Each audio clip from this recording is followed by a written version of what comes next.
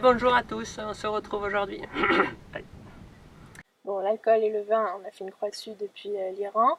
Et en ce moment, on commence même à avoir du mal à trouver du PQ. Allez. Salut à tous, bienvenue sur notre chaîne YouTube. Pour ceux qui ne nous connaissent pas, nous sommes Léa Et Jules-Éric. Et nous sommes partis en juillet dernier, en voyage avec Billy, notre Defender, en direction de l'Asie.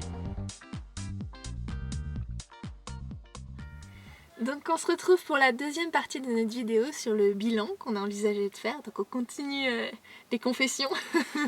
On vous en dit plus. Ouais. Dans cette vidéo, du coup, on va parler de la sérénité ou du sentiment d'insécurité qu'on a pu avoir pendant ce voyage. Ensuite, on parlera aussi de nos petites habitudes, de nos trains de vie, de notre routine, savoir si on en a une ou pas. Et la différence par rapport à la vie sédentaire qu'on avait avant. Et en dernière partie, on vous partagera nos coups de cœur. Alors c'est très subjectif, mais ça concernera tout un tas de sujets. Chacun a sa vision des choses, donc nous c'est plutôt orienté... Sur les paysages, sur les rencontres, sur la nourriture aussi. Et d'ailleurs, j'enchaîne parce que ça va être notre première partie sur cette vidéo, c'est qu'est-ce qu'on mange, comment on cuisine, voilà. Alors, il faut savoir qu'en général, pour le petit déjeuner et le dîner, c'est nous qui cuisinons, puisqu'on est sur notre lieu de bivouac et donc on y reste. Donc on fait avec les produits du terroir, voire en fonction de ce qu'on trouve au supermarché. Alors depuis qu'on est sorti d'Europe, c'est un peu plus difficile de trouver des produits frais. C'est de pire en pire, je dirais même. Ou alors il faut chercher des gros carrefours pour que ce soit simple. Sinon après il y a des petits commerçants au bord de la route, mais voilà, il faut les trouver au bon moment. Parfois c'est un peu compliqué, on n'arrive pas à garder les légumes très longtemps. 3 tomates ou 3 concombres, c'est le maximum, ou 4 concombres, c'est le maximum qu'on arrive à garder frais, sinon ça pourrit avec la chaleur. Et on peut pas tout mettre dans le frigo parce qu'on a un petit frigo. Et le midi, la plupart du temps, on est au restaurant. Donc c'est l'occasion de goûter aussi à la cuisine locale, les plats typiques qu'on peut pas forcément faire nous-mêmes. Et puis aussi, c'est une petite pause dans la journée quand on fait beaucoup de routes. Ça nous permet de nous poser à un endroit. Voilà, on s'occupe de nous, nous amène la petite assiette et puis ça fait une pause. Faut savoir que oui, par rapport au restaurant en Europe, en fait, plus on a avancé dans le voyage, plus le prix des restaurants est de plus en plus bas.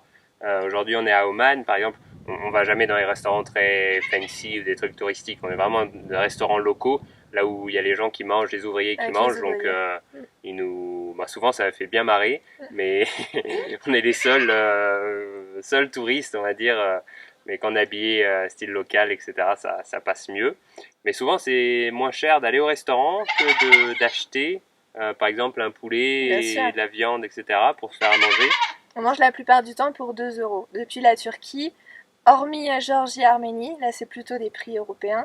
Mais sinon, voilà, Turquie, Iran, Arabie Saoudite, Oman. Ça coûte pas grand chose. Alors, nos coups de cœur pour la nourriture, qu'est-ce que t'as retenu toi? Peut-être. Bon, en Géorgie, il y a les fameux kinkali et le khatchapuri qui nous ont beaucoup marqué.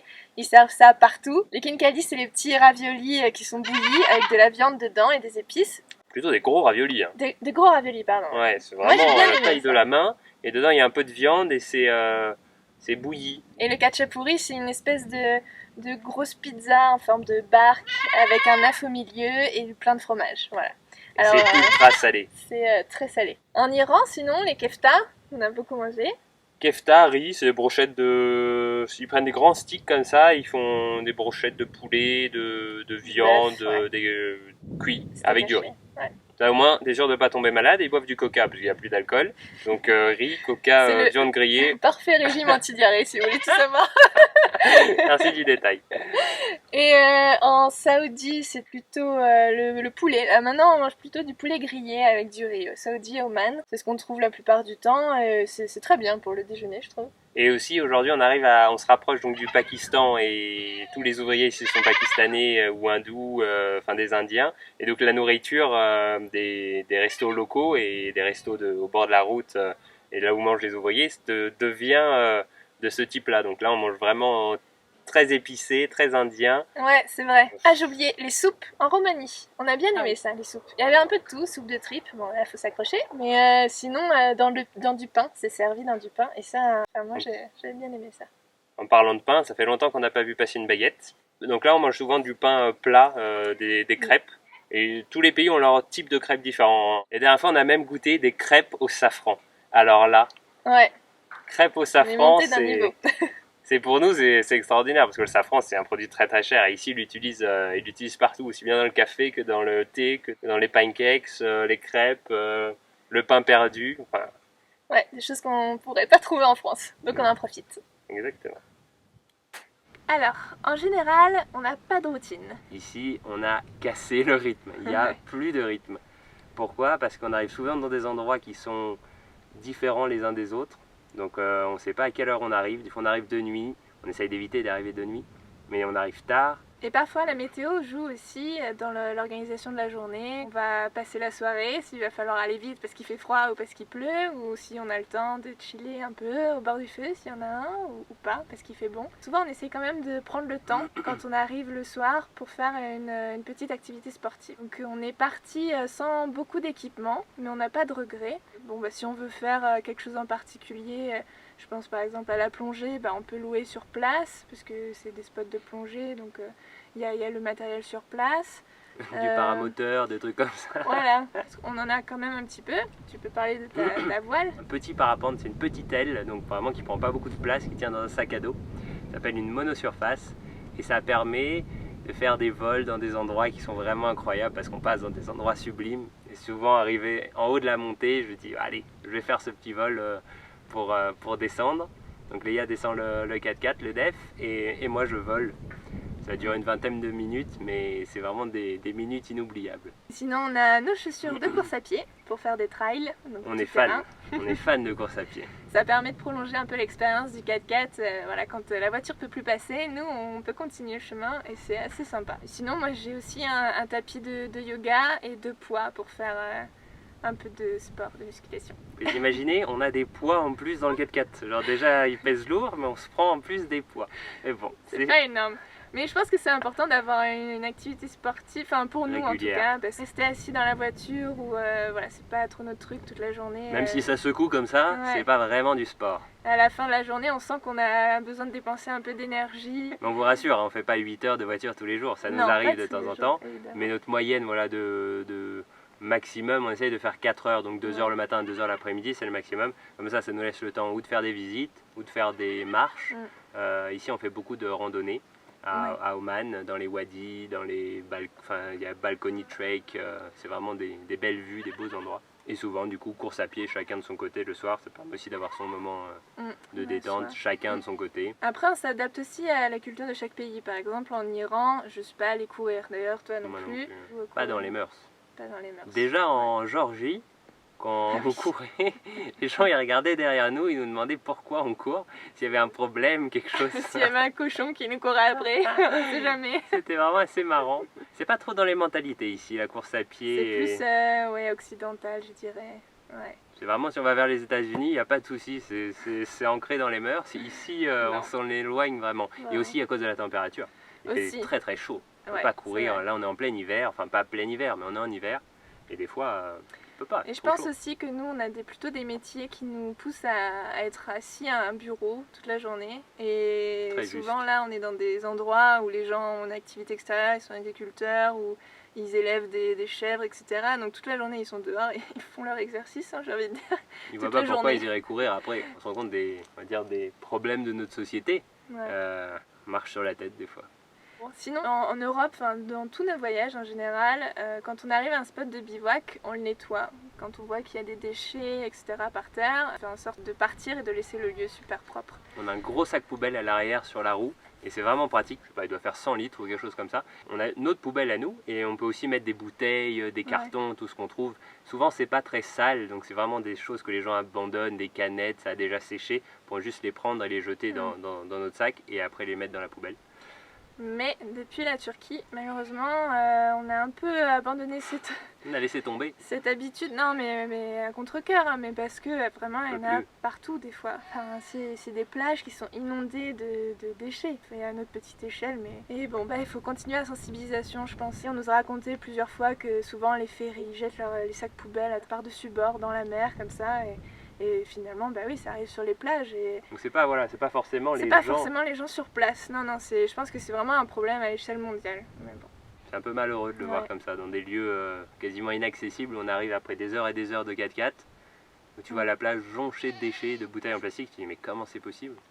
C'est ça. Des fois ils récupèrent même le sac en plastique, genre plein, de récupérer au Whales Camp. Là on était il y a quelques semaines, 23 sacs un jour. Voilà, mais sinon on a quand même une petite routine lorsqu'on passe les frontières. Au tout début, on s'était dit bon allez, on les passe en fin de journée parce que comme ça peut-être que ça ira plus vite. Tout le monde en a marre, allez. Tout le monde en a marre, etc. Mais en fait on a vite abandonné cette idée parce que quand on arrive dans un nouveau pays, on a envie d'y être avant la tombée de la nuit. Et en ce moment c'est l'hiver, les journées sont courtes, donc pour trouver un bivouac, etc. Voilà, on préfère y être suffisamment tôt. Et surtout qu'aujourd'hui on se sert pas mal aussi du carnet de passage qui rallonge les délais de passage de frontières. On l'a utilisé en Iran et au Koweït. Ça rallonge pourquoi? Parce que ils sont pas toujours habitués en fait les douaniers pas du tout même. à devoir remplir le carnet de passage. Donc souvent faut leur dire ok, vous mettez votre tampon là, la date d'entrée dans le territoire, etc. Et à la sortie, il faut pas qu'on oublie nous de faire tamponner aussi le carnet de passage par les douaniers.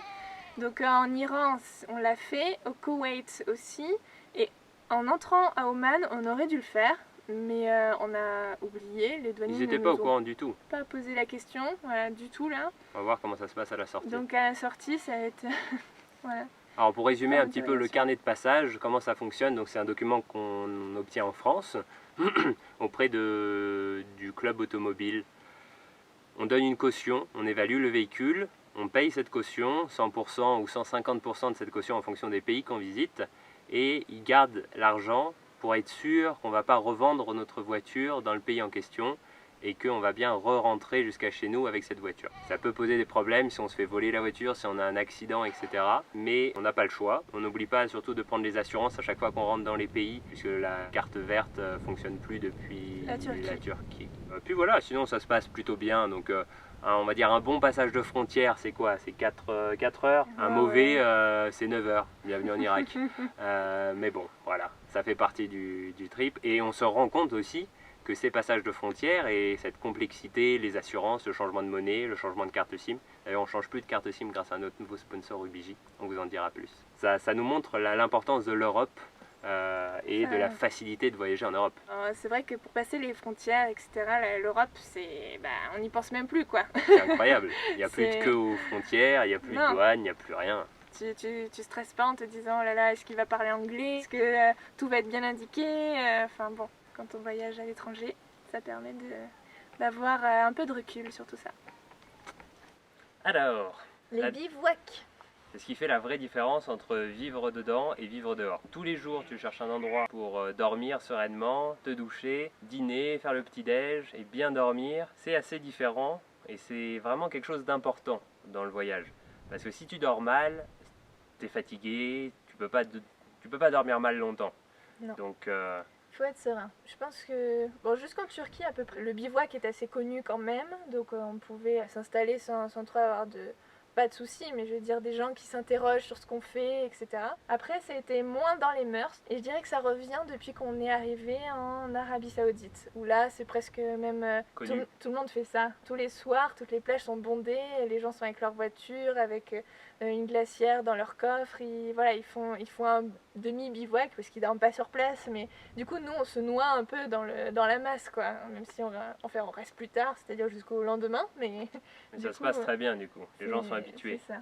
Sur les 100 nuits qu'on a passées, on a eu 4 mauvaises expériences. Donc c'est pas énorme, ça veut dire que 96% du temps, tout se passe bien. Les 4 mauvaises expériences, elles ont eu lieu dans 4 pays différents. Donc comme quoi, il n'y a pas de généralité à faire. C'est pas parce qu'on a dormi une fois mal dans un pays que ce pays est dangereux. Ou surtout, oui, c'est pas parce que ça s'est mal passé pour nous que ça va mal se passer pour vous. Exactement, c'était juste souvent une question de circonstances, voilà.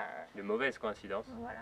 On a eu, je pense la première fois, on n'était pas très à l'aise, c'était en Géorgie, après avoir partagé un repas avec des gens qui sont partis en même temps que nous, mais bourrés. Ils avaient beaucoup bu. Trop de vodka. Et on sentait qu'ils n'étaient pas trop d'accord pour qu'on parte, etc.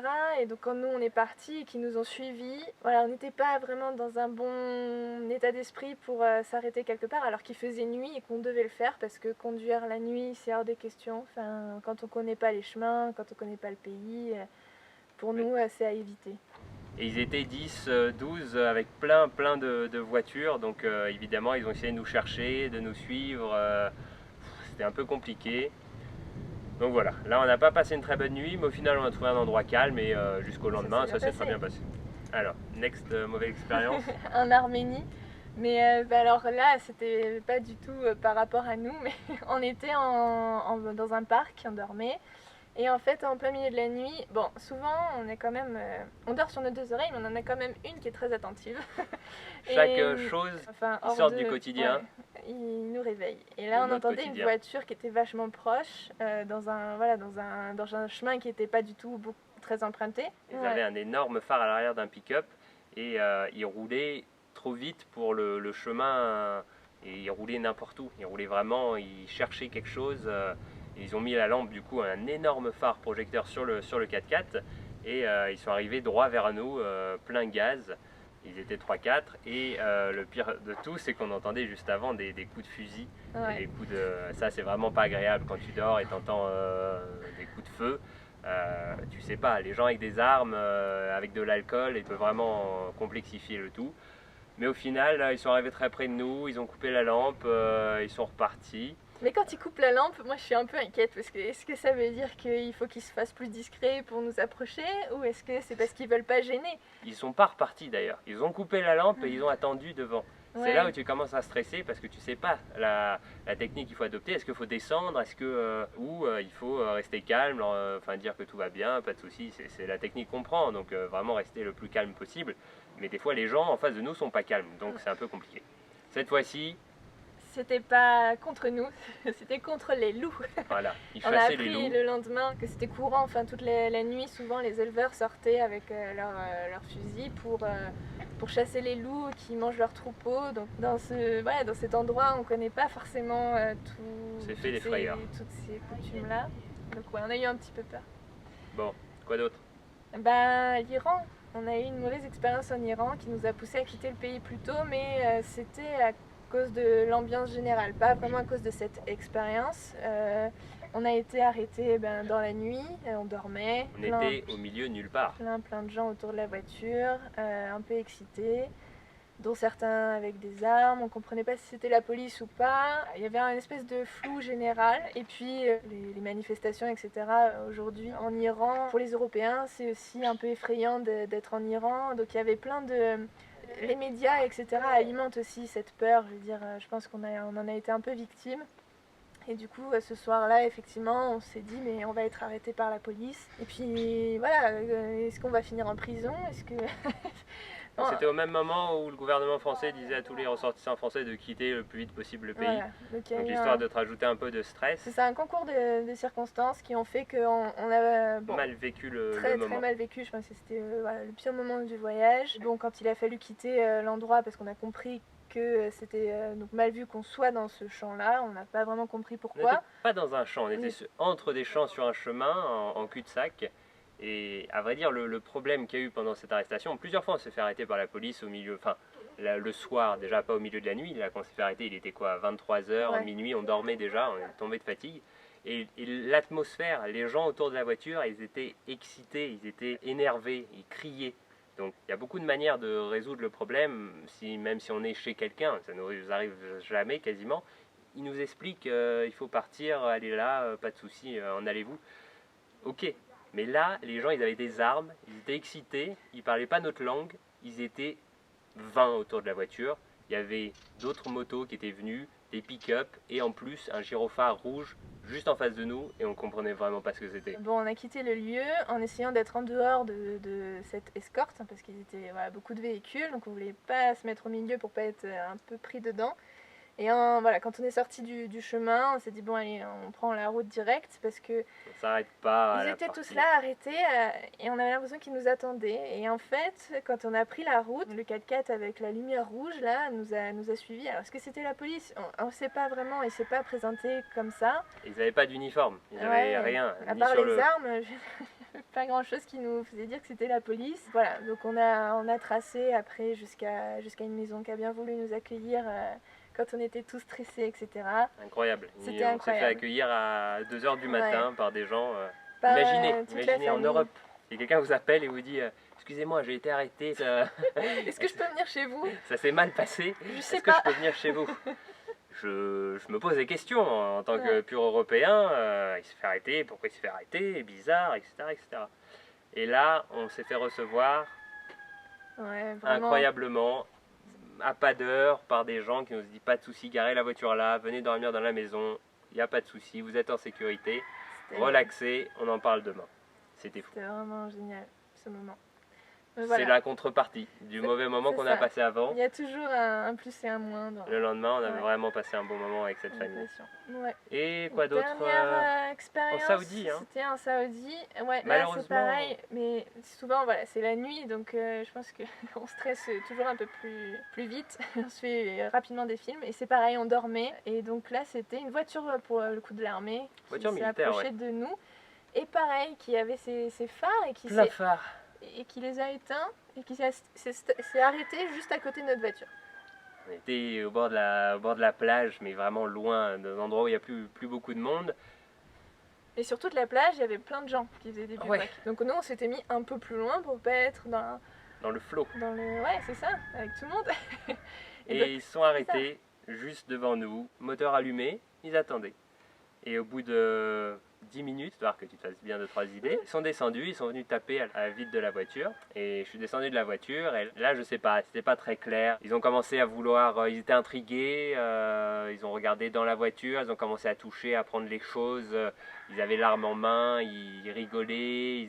Ils voulaient savoir aussi si j'étais une Européenne comme toi, ou si j'étais quelqu'un du pays et qui était en train de dormir avec moi dans la voiture. Bon, après négociation, on est resté sur le même endroit. Ils ont dit qu'ils allaient attendre toute la nuit juste à côté de nous. Donc on a dit, bon, si vous voulez attendre, attendez, pas de souci, nous on sait qu'on a le droit d'être là. Donc on s'est dit, bon, bah, restez là si vous voulez rester là, nous on reste dans la voiture, on dort là. Parce que quand il est 2h du mat et que t'as pas envie de prendre ta voiture, aller chercher un autre bivouac, replier, etc. Bon, et au final, ils sont partis au bout d'1 heure, un truc comme ça. Je pense qu'ils étaient plus intrigués par la situation, ils n'ont pas l'habitude de voir des gens et des fois ils sont trop intrigués. Mais comme on l'a dit tout à l'heure, c'est vraiment 4 nuits sur les 100 nuits. Bon, maintenant c'est plus que 100 nuits qu'on a vécu dehors, mais c'est peu, c'est très très peu. Donc 96% du temps, ça se passe très bien et généralement c'est du pur bonheur. Quand on dort mal en général, c'est à cause des événements météorologiques ou des moustiques. Voilà, soit il y a trop de vent et on doit replier la tente parce que ça fouette et que pas parce que ça tient pas, mais parce que ça fait beaucoup trop de bruit et donc du coup il faut replier le toit et s'installer en bas. C'est rare aussi, hein. C'est arrivé je pense 2-3 fois. Ouais. C'est pas on doit baisser le taux. On essaie de se mettre dans le sens du vent en général, donc ça n'arrive pas, mais des fois ça tourne et voilà. Ça arrive beaucoup moins souvent que quand on avait la tente portefeuille. Et sinon, quand on est en ville, pour dormir dehors, nous c'est problématique. Mais on n'a jamais eu une mauvaise expérience. Donc on n'a pas vraiment dormi sur nos 2 oreilles à ces moments-là, mais parce qu'on est attentif à ce qui se passe autour, parce qu'il y a du monde, etc. Mais on n'a jamais eu une mauvaise expérience non plus. Ça fait partie des risques, des avantages et inconvénients de dormir dehors comme ça, de dormir dans une toile. Donc en haut c'est quand même une toile, le 4x4, c'est pas un van où c'est fermé, il n'y a pas de souci, tu fermes la clé, peu importe ce qui se passe dehors. Mais on adore cette manière d'être dehors, tu vois les étoiles le soir, tu sens encore l'odeur du feu quand il y a un feu, tu sens, enfin c'est top. Voilà. Pour cette dernière partie, on finit avec les coups de cœur. Donc encore une fois, c'est nos avis, mais ça peut aussi donner des idées de voyage pour vous. On a 3 coups de cœur, mais sur 3 aspects différents du voyage. Le premier, évidemment, c'est sur les paysages, ce qu'on est venu chercher, des paysages différents de ceux que nous connaissons, et les terrains off-road aussi. Nous, on est fans, on est fans de pistes, on est fans on essaye de prendre le moins possible le bitume. Et c'est là où on voit la réalité du pays, si on voit la beauté du pays, la beauté des paysages, la réalité des paysages, c'est top. Pour nous, c'est le moyen de voyage, le 4x4, un vrai 4x4, qui nous permet d'accéder à tous ces endroits. Et donc, sur ces critères... on a beaucoup aimé la Géorgie. Incroyable découverte, vraiment, on n'y a jamais pensé avant, il faut se le dire. La Géorgie, pour moi, quand j'étais en Europe, quelques idées. C'est un tout petit pays, c'est presque le plus petit pays qu'on a pu faire dans ce voyage. Je crois que l'Arménie est plus petite, mais en tout cas c'est très petit. Et pour autant, ils ont 3 parcs nationaux qui sont super à visiter en véhicule off-road. C'est des variétés de paysages où on passe, même en conduisant, du sable comme on peut trouver ici, là, dans les petits quarters, vraiment du vrai sable, de la roche, comme on peut trouver dans les Alpes, des chemins un peu rocailleux, des chemins avec de la boue et des ondulations avec des wadis, comme on trouve en Saoudi et à Oman, et des glaciers. On a vu des glaciers, on a dormi avec la vue à 360 degrés sur des glaciers de plus de 4000 mètres, avec du soleil, on a eu un temps sublime en plus de tout. Et tous ces chemins pour arriver là-haut, ils sont durs. C'est des vrais chemins où il faut dégonfler les pneus, passer en courte, mettre le différentiel central, t'as des ornières et des crevasses incroyables. T'as aussi le chemin le plus dangereux au monde qui nous permet d'arriver à Omalo et qui nous rentre dans la vallée à la frontière avec la Russie.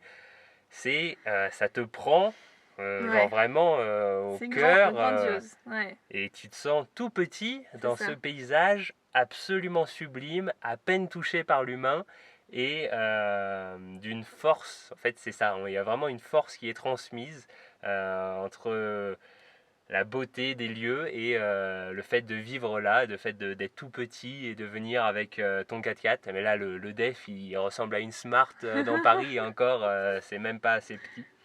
Avec tous tes petits trucs, là, tu vis tranquille et incroyable. Bon souvenir en Géorgie, allez-y. Après, on a quand même envie de glisser un petit mot sur l'hospitalité iranienne, parce qu'on a été invité un nombre de fois incalculable chez les familles là-bas qui ont été d'une générosité sans pareil. Ça aussi, ça te prend au cœur. Hein, et ça, c'est d'autres sensations, mais qui sont aussi très très fortes. On a noué des liens avec certains d'entre eux. Je pense qu'on gardera contact des années avec eux. Et c'est des souvenirs aussi qui resteront gravés dans nos mémoires. Donc, on s'est senti vraiment intégré dans les familles, mais à un point qui est difficilement imaginable si tu l'as pas vécu. Tu arrives et t'es un étranger, tu parles pas la langue. On parlait avec Google Traduction. Vous imaginez faire un dîner comme ça ou faire un repas de famille comme ça. Ils vivent avec la famille. Donc des grands-parents aux parents, aux enfants, tout le monde vit au même endroit. Donc les dîners sont très festifs, tout le monde est là ensemble. Il n'y a pas d'alcool et ils savent vraiment rigoler, faire la fête, s'amuser. En dépit des restrictions qu'il peut y avoir à l'extérieur. Mais quand ils sont chez eux et que nous sommes avec eux, il y a une espèce d'euphorie, de joie de vivre quand même qu'on a pu ressentir. Et ça, c'était très très agréable. Et c'était comme si on avait retrouvé des petites familles qui en substitut, on va dire, pendant le voyage. Et ça a fait vraiment chaud au cœur. Et on s'en souviendra pendant longtemps. Ouais. Prochain coup de cœur. C'est concernant les activités outdoor, on va dire, et aussi l'accueil de la population. On a nommé l'Arabie Saoudite. C'est un pays où les gens ils savent vivre. C'est un pays où il fait très très chaud, où c'est désertique, où c'est plat. Il y a des montagnes, mais les gens s'adaptent vraiment bien et ils savent rigoler, ils savent profiter. Il n'y a pas tant de législation et de réglementation que chez nous. À titre d'exemple, on a fait de la plongée sans diplôme. On a fait du parapente avec un moteur derrière, du paramoteur. Sans licence, comme ça. Tu veux essayer? Vas-y, essaye, pas de souci. On est allé avec eux dans les dunes avec des 4x4 préparés comme pas possible, moteur à fond. Attention, je tiens à préciser, c'est pas pour autant qu'ils sont pas regardants sur l'aspect sécurité, etc. Non. Ils sont pas fous, ni... je veux dire, c'est vrai. Ils font très attention, ils sont attentifs à ce que tout se passe bien. Voilà, que ce soit pour la plongée ou toi le paramoteur. Ah oui, ils sont très professionnels. Ils sont très professionnels. C'est pas du tout des têtes brûlées comme on peut... Non, surtout pas. Mais c'est des gens qui savent profiter et qui savent tirer le meilleur parti de l'endroit où ils sont. C'était une incroyable découverte parce que surtout, on ne s'y attendait pas. L'Arabie Saoudite vient de s'ouvrir un peu au monde depuis 2019 avec le visa touristique. C'est vraiment une très belle découverte qu'on peut faire aujourd'hui parce qu'on fait partie un peu des premiers étrangers à venir sur place parce que malheureusement il y a eu le Covid, donc je pense qu'ils ont une année blanche comme tout le monde. Donc là on découvre ça et on a envie aussi de communiquer sur ce pays qui est au-delà des préjugés très très intéressant qui mérite d'être découvert, qui est un grand pays sur lequel on a découvert une partie pour l'instant et il nous reste l'autre partie à découvrir qui va être très belle je pense, pleine de surprises. Voilà, donc sur ce on vous laisse avec quelques images et une belle conclusion. sur ces 100 derniers jours. On vous donne rendez-vous dans 100 jours, peut-être. Pour une nouvelle nouveau mise bilan. à niveau et un nouveau bilan. Peut-être que les choses évolueront dans un sens comme dans l'autre. Mais en tout cas, jusqu'à présent, on est vraiment très heureux d'avoir pris notre véhicule, d'être parti de France, d'être arrivé au bout du Moyen-Orient. On est à Oman, on est au bout d'Oman, on est au point le plus à l'est d'Oman. Ouais. Et c'est un accomplissement. Ça a été dur de le faire, c'est dur à mettre en place, c'est très facile à dire, mais c'est beaucoup plus difficile à faire. Je peux que vous recommander de le faire. Si vous en avez l'envie, allez-y. Mettre une date et Foncez. de le faire. Préparez votre véhicule ou pas, partez comme vous voulez. À pied, à bicyclette, vraiment tous les moyens sont bons pour découvrir le monde et c'est la meilleure école qui soit. Un petit mot aussi pour dire que c'est une belle expérience à vivre à deux, pour remettre en question les choix, partager les décisions, s'engueuler parfois et s'émerveiller surtout. Alors continuons, rendez-vous dans 100 jours. Ciao, ciao! Ciao!